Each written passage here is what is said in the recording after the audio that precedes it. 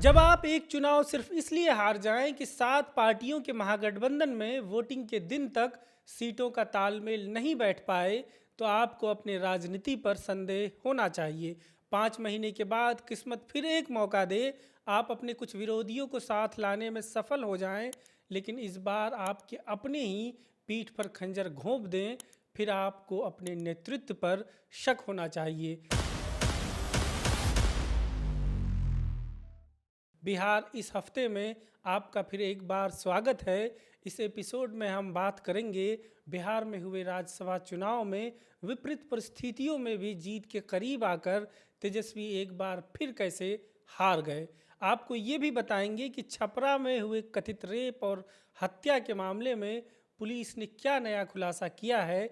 इसके अलावा आपको अनंत सिंह और शर्जिल इमाम पर ताज़ा अपडेट देंगे। साथ ही आपको ये जानकारी भी देंगे कि इस आधुनिक युग में भी कैसे लोगों से बंधुआ मजदूरी कराई जा रही है।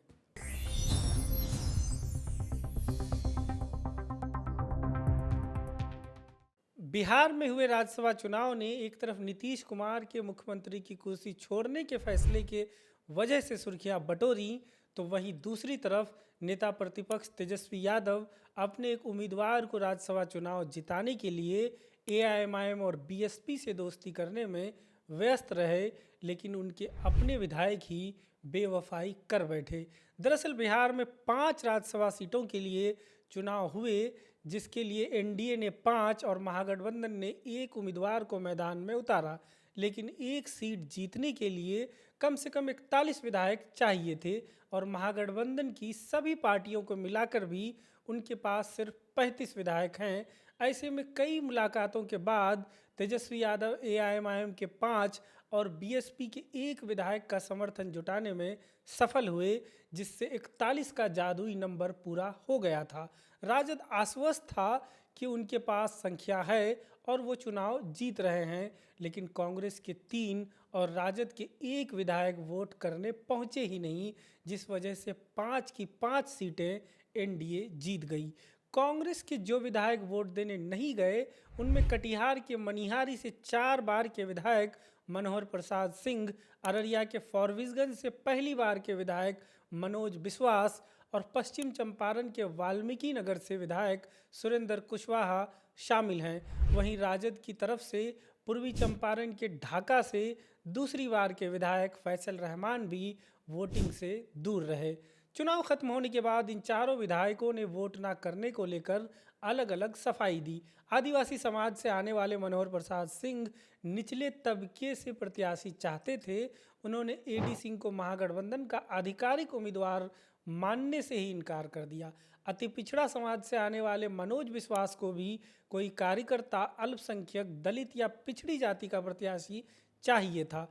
मनोज विश्वास 2025 के विधानसभा चुनाव में कांग्रेस के उन उम्मीदवारों में से एक थे जिन्हें पार्टी में शामिल होने के 10 दिनों के अंदर ही टिकट देकर चुनाव लड़ाया गया था। उसी तरह सुरेंद्र कुशवाहा की नाराजगी थी कि उन्हें व्हाट्सएप पर मैसेज करके वोट देने को कहा गया था। साथ ही उन्होंने एक ज़रूरी बात की तरफ ध्यान खींचा कि कांग्रेस ने 5 महीने के बाद भी अब तक विधायक दल का नेता तक नहीं चुना है। वहीं राजद के फैसल रहमान शुरू से एक ही बात दोहराते रहे कि उनकी मां की तबीयत अचानक खराब हो गई थी, इसलिए वो दिल्ली चले गए थे। राजद उम्मीदवार एडी सिंह के करीबी वो एमएलसी सैयद फैसल अली के अनुसार वो सिर्फ 1 वोट की कमी से ही चुनाव हारे हैं। 4 विधायकों के जवाब में उन्होंने कहा कि उन लोगों ने कांग्रेस के सभी 6 विधायकों से मीटिंग की थी। साथ ही राजद विधायक फैसल रहमान को लेकर उन्होंने कहा कि वोटिंग के दिन वो पटना में ही थे, वो चाहते तो वोट देकर दिल्ली जा सकते थे। वहीं कांग्रेस ने अपने तीनों विधायकों को नोटिस भेजकर उनसे जवाब मांगा है, लेकिन उम्मीद कम ही है कि पार्टी इन विधायकों पर कोई सख्त कार्रवाई करेगी, क्योंकि पार्टी के पास वैसे ही बिहार में सिर्फ 6 विधायक हैं। उधर छपरा जिले के डेरनी थाना क्षेत्र से 11 मार्च को एक नाबालिग लड़की की लाश संदिग्ध परिस्थिति में बरामद की गई थी। शव बरामद के तुरंत बाद सोशल मीडिया पर यह खबर तैरने लगी कि नाबालिग राजपूत समाज से आती है और उससे मुसहर समुदाय के युवकों ने रेप किया है। इसके बाद उसकी हत्या कर दी है। इस मामले में पीड़िता के परिजनों की तरफ से थाने में शिकायत दर्ज कराई गई, जिसमें नाबालिग लड़की से रेप कर हत्या की बात कही गई। परिजनों की ओर से कहा गया कि 5 लड़के जबरदस्ती उसे उठाकर ले गए, उससे रेप किया और फिर कुएं में फेंक दिया।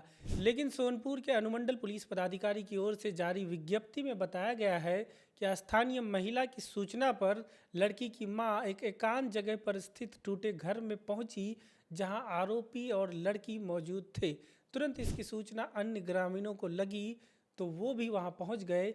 इसी आपाधापी में लड़का भाग गया। इसके बाद लड़की के साथ क्या हुआ पता नहीं चल पाया।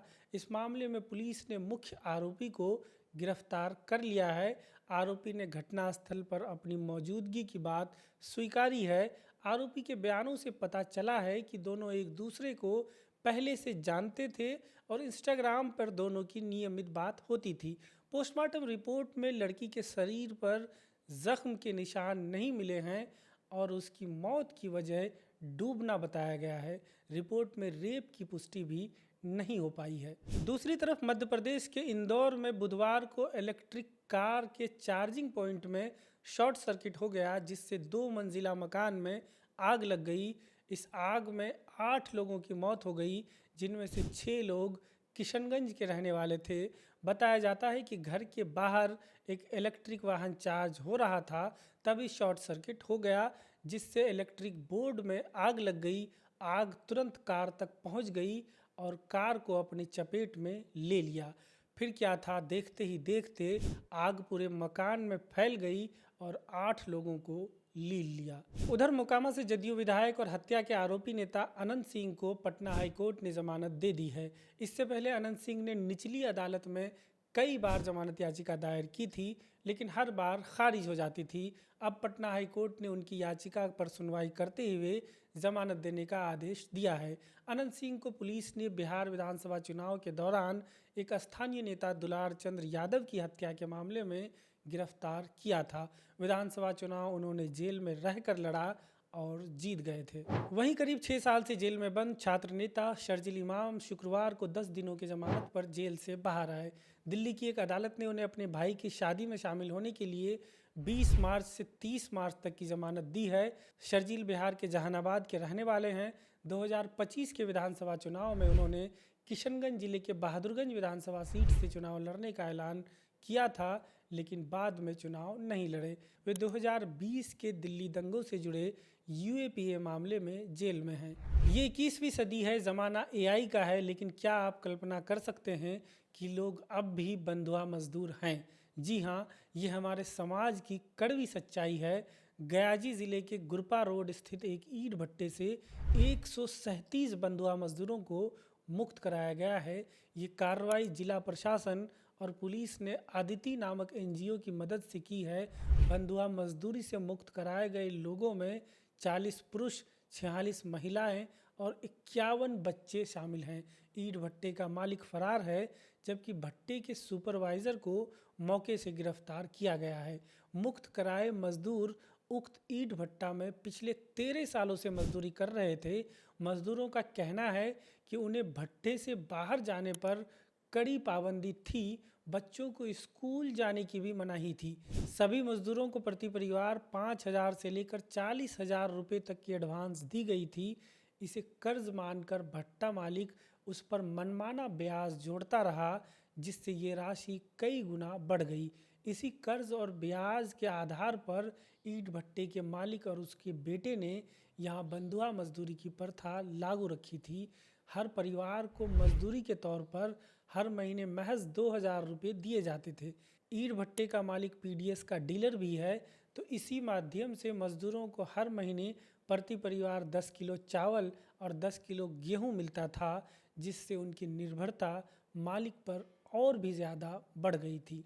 फिलहाल के लिए इतना ही, लेकिन जाते जाते कमेंट में ये बताते जाइए कि आपको क्यों लगता है कि बंधुआ मजदूर जैसी प्रथा अब भी आसपास क्यों देखने को मिलती है।